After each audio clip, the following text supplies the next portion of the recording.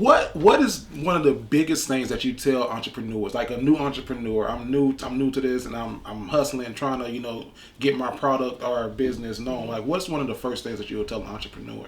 The first thing I would say is stop trying to DIY it. Yeah, that's where we go wrong. So people don't want to outsource. They don't think about outsourcing. They think, I'm going to do it all and I want it done right, so I'm going to do it myself. Well, there are people who are in fields that can help you with that growth.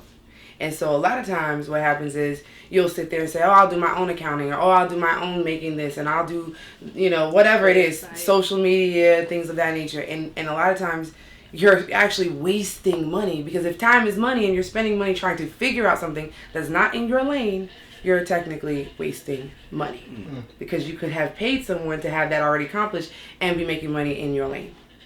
So don't do it yourself.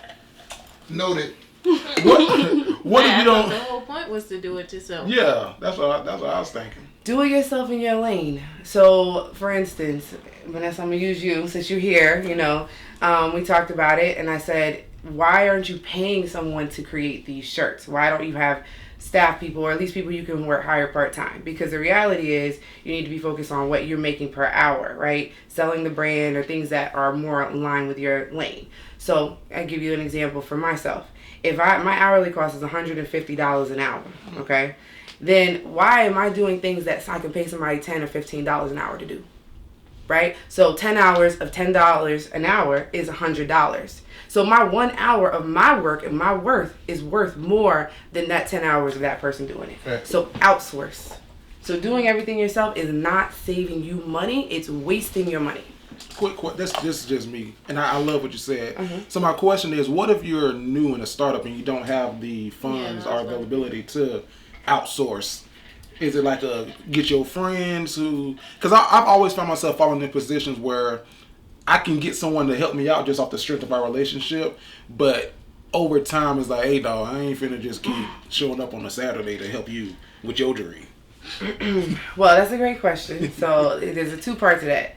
So the first part is, can you really afford it or not afford it? Because the reality is, we're out going out to eat and doing things that we want to do and not necessarily things we need to do. And so I personally, I'm speaking from experience on this one, I actually downgraded my car, moved into an apartment that is less desirable in order to save up enough money, 6 months worth to transition from my job. Okay. And so when I went full-time entrepreneur, I had 6 months of bill money saved up to be able to help me with that transition. So the reality is it that you can't really afford it? Is it that you won't make sacrifices? That's the first thing. Okay. So that's the first part of that. The second part of that is there are people, and I personally outsource to the Philippines.